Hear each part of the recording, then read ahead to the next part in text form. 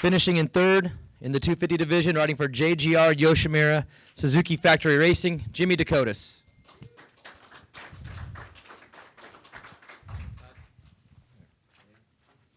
Finishing in second, riding for Monster Energy Pro Circuit Kawasaki, Garrett Marchbanks.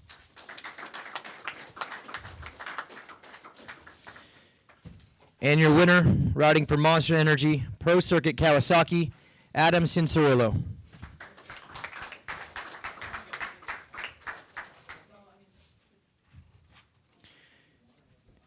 And in the 450 division, finishing in third, riding for Team Honda HRC, Ken Roxon.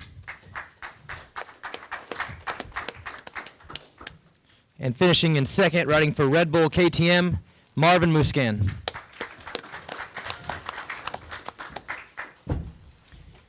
And your winner, riding for Monster Energy Kawasaki, Eli Tomac.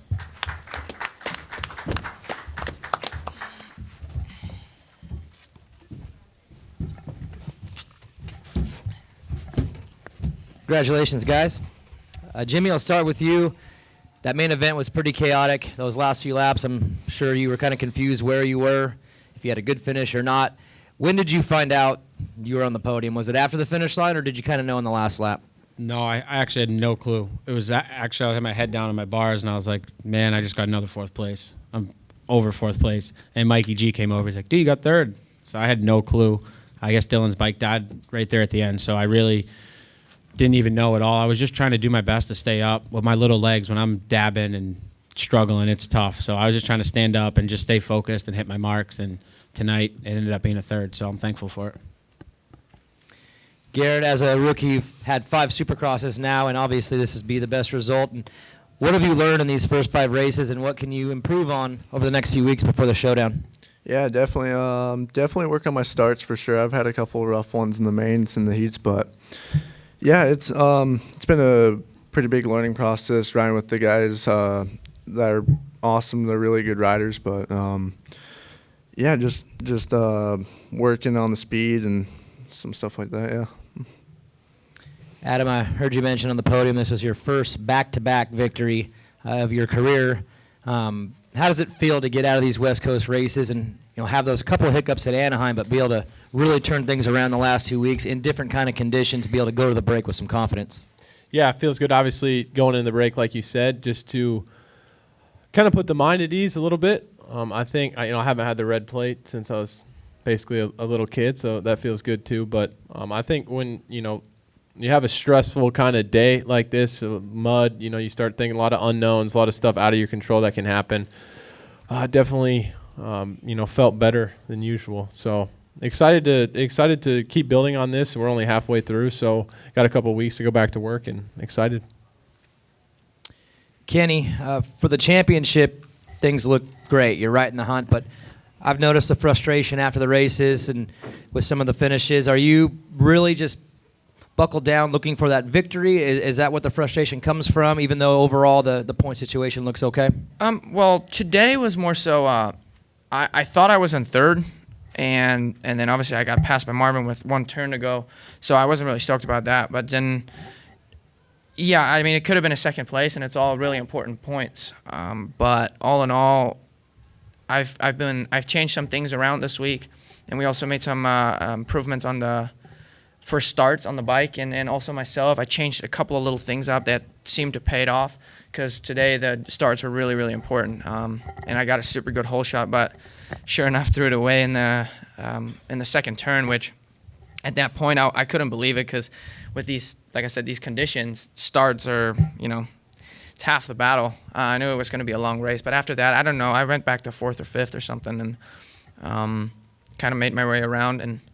And yeah, I thought I was third, and then went to 4th in the last lap. So that's what I wasn't that happy about that. But for the championship, we're only 4 points behind, and it's super tight. And I think in my mind, the season doesn't really fully start until round 10. That's when you got to think about being close to the front, or if not leading. So right now, I'm kind of just picking my battles a little bit, and I just wanted to get out of the West Coast, because it's been a long time since I've accomplished that. And right now, we, especially with how the track works, it can really bite you, as in you can get a really good result, but if you don't get the start, and there's a couple of things like Adam said, they could be out of your power, and you can have a bad finish. So I'm just stoked to get out of here, and with the championship, it's all good. Marvin, we know you came into the season with the injury to the knee, and obviously the first round didn't go great for you, but things have kind of turned around. You get the heat race win at Glendale, and then some solid podium finishes. Are you physically back to 100%? Are you still fighting that? I mean, where are you physically? No, I'm actually doing great, and I'm really happy because I don't have any more pain in the knee, so which is feels awesome, and I can do all the training I want during the week and just ride pain free. It's a big plus. It was tough at the beginning for the first 3 rounds, and I would say the first 2 and Anaheim 2 was a lot better. So now that's behind me, and totally focus on the training and the racing. So obviously coming into to San Diego, I was ready. I was excited. We all knew during the week it was going to be tough conditions and a lot of rain, and but at the end we're here again, press conference. That means another podium, another second place, and a lot of good points. It was a tough day. The heat race. I don't know what happened, but I almost did a 180 off the start, and I went totally sideways, and they just came back to third, which is good, to qualify in a good spot. And then in the main, I just tried to get a decent start, but I didn't. I was pretty far back. My helmet was super heavy. My goggles were full of mud, and yeah, the first lap I was pretty much blind. It was so tough. I tried to scrape the mud off my goggle, and man, I almost removed my goggle too. I was so close to do it, and I didn't, which is awesome because it saved me, and the roll-off worked out towards the end. And yeah, I had no idea where I was, and just try to make passes and get around Bogle, and it was kind of tough to get around guys, but you want to attack, you want to push, but it's so easy to make a mistake, and you don't want to crash in those conditions. So yeah, on the last lap, I saw Kenny was in front of me, and then I got around him, and I got in by the finish line, and yeah, I mean, I guess I was like right by, not far from Eli, and I look at the board, and I was second, so it was a great result. Eli, through the first 4 races, you had good results, but you didn't really look 100% comfortable and didn't look like the rider that we've seen over the past 2 seasons. But tonight, even with these conditions, this is maybe the first time we've seen you be fastest in qualifying, win the heat, win the main. Are you 100%? Is this a strategic approach on the season? Because this is the first time you've kind of looked like the same rider from the past 2 seasons. It was just like you said, like it's just finally like a really good day. The first rounds, yeah, they were up and down, and I was never like on, having that feeling. So yeah, I mean, today was kind of wild with the condition. We weren't on the normal dirt, but overall it was the direction we wanted to go, and that was this qualifying good, getting better starts, putting ourselves in the right position, and it paid off. Steve Giberson with Vital MX. Man, so many options and so many people up there. But Eli, talk about how the track changed from the heat race to the main event. It was a completely different beast. Oh yeah, I mean, even from practice it changed. It just, once that rain stopped, the dirt just started getting thicker, and it starts making the bike heavy, and the rhythm section, all the lines just really sketchy and squirrely. Like it was really night and day, even between that practice and the heat and then the main. So that condition makes it the hardest by far. Chris Cooksey, Vital MX. This is for Garrett. So you're from Colville, Utah, and I know the weather up there is kind of rough. By the way, congratulations on your second tonight. But do you ride in conditions similar to this, or did you when you were a kid? Yeah, I did. I had a little turn track at my house I used to go ride at all the time, probably from the age of 9 I'd say 13. And yeah, me and my dad always used to water with the sprinklers and just flood it basically and make it all muddy. And yeah, it's basically what made me a pretty good mud rider. So it was kind of fun to ride out here in the mud today. So it didn't affect me too bad. So. Steve Mathis, Main Event Moto. Kenny, I heard from some people that you did a lot of suspension testing this week with your bike, trying to make it better for you. Can you elaborate that a little bit and sort of what you were feeling and what you accomplished? From what I understand, it was a good test. Actually, I didn't really The good thing is we have Trey Kennard. He's maybe better than ever. You know, he's really up to par when it comes to riding and speed. So he's been doing a lot of testing for us, actually, for me and Cole. So that's really been helping out a lot. So they did some testing this week and seem to have found something, which I actually haven't even put on the bike yet, just because towards Thursday we weren't really sure if we were going to be able to ride with the rain and all that kind of stuff. And I rode with Adam on Tuesday, so I wasn't really ready to just throw something on there on Thursday, so close to the race. But we were just messing around with starts a little bit. I switched something up on my clutch a little bit, and we were messing around with a couple of different start modes, and that seemed to have really helped out. So I did a bunch of that this week, and we got a super good start in the heat race. And then in the main, I haven't gotten a start like that in a long time, so it just starts, putting yourself in a good position is really, really important. But suspension-wise, I actually haven't been messing around with it too much. Aaron Hans with Racer X. This is a question for Eli. Can you take us through your final lap of that main? It looked like there was a few moments that may have been frustrating. Yeah, it was. I thought I had I did have a pretty sizable lead at one point. And then, I don't know, it was probably somewhere just over half. I ended up catching my foot peg on the hay bale after the first set of whoops. I had to, pull it off. I'm like, hope that thing didn't get sucked in the sprocket because, it would have been over at that point. So, got that off. And then just going into that, the turn before the triple there, I'm not sure who it was. But anyway, got blasted in the face. He fell down. And then I couldn't see. And I had to stop again and pull my roll off there to keep going. So, luckily I had that little gap there to do that. Michael Antonovich with Swap Moto Live. This is for all 6 of you, and anyone can answer. Dang. Don't do that to us. Yeah, it's a lot, dog. Well, I mean, anybody, you guys have the option because some people might not want to say it all. With the mud, this is such a heavy thing on the bike, and anything can happen in just a few minutes. We saw one guy smoke a clutch in just a few laps. How did you maintain everything and salvage the bike through? Because the track progressively got worse instead of drying out and getting better. I mean, I smoked a clutch last year in Seattle in the heat race, 4 laps. So I learned to, for one, tooth up on the sprocket always when it's wet. And I don't use first gear a lot, so for me it was I had to use first a lot more than I normally do. And you'll see me rolling back the clutch to put more play into it.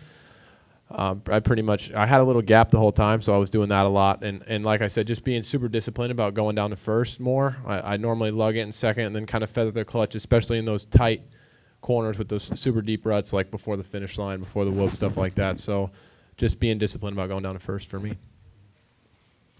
Well, I pretty much, I don't think I ever went over 2,000 RPMs on the bike, to be honest. I was riding slower than a parade lap out there. But I think it was, I just never really got, when you do a start and you feed the clutch really hard, and it's easy to do with these kind of conditions, especially when it gets really heavy because sometimes you just want to, especially when you have a straightaway where you can actually get on it. But I never really did that. I kind of just let the clutch come slowly and was super low in the RPMs, and my clutch was solid the whole time. Because the big thing for all 3 of you, it's all a hydraulic clutch, so it'll feel different as it burns away, and then you don't know until it's too late, pretty much, right? In some cases. Kenny doesn't remember the last time he smoked a clutch. No, I don't. I probably that thing's been in the bike since 2016. Literally, I don't. I usually ride 3 weeks with the same clutch. I'm not really a big clutch guy, so I couldn't tell you. Eli, so this race being the military appreciation, does it carry a little bit more weight having your brother in the military? Yes and no. I mean, it's just it's more like you just feel proud, right? Like he's your brother and he's here supporting. So for me, it was just really really cool to have him here. He had a group of friends here, so just stoked to see him around because we only see each other a few times a year. All right, the 250 guys can take this question off. Who's looking forward to a dome next week on the 450 side? Maybe all of us, except riding to the pits.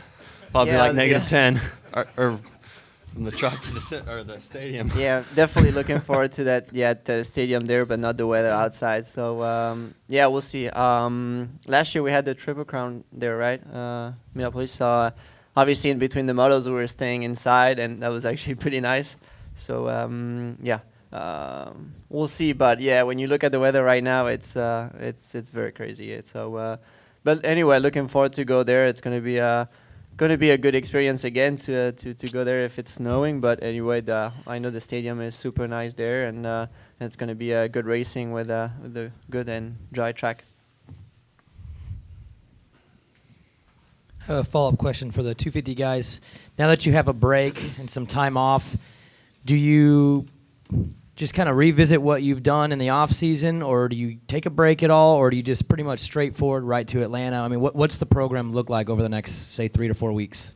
Jimmy? I think for us at JGR, I'm on a Supercross only contract, so my focus right now is strictly Supercross. Things can change, obviously, so you got to be prepared. But for me, it's just continue to keep doing what I've been doing. My speed's been good. I've been riding good.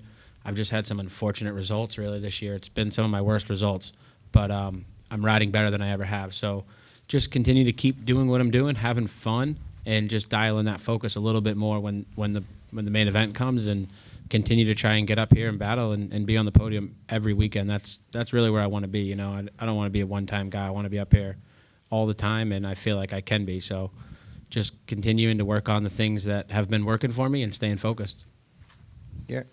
Yeah, I don't know. Me and Ivan been just started working together since the outdoors, and I think right now into the break, I think we're gonna build some more, but also do some outdoor testing. So since we got a little bit of a break, but so far right now, I think we're just gonna be putting some more work in Supercross at the moment. So, Adam?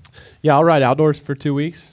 We have three weekends off, 4 weeks total. So I'll ride outdoors for 2 weeks, and it's basically just like adding a half hour to the bike rides on Wednesdays and Saturdays, and maybe one extra day in the gym. That's pretty much it. That's basically the difference between maintaining and building. So I'll do 2 weeks of a little bit more, I guess, like you would say, off-season work, and then kind of do the same thing as normal the last 2 weeks. Turn back to a race program. Yeah, exactly. Thanks, guys.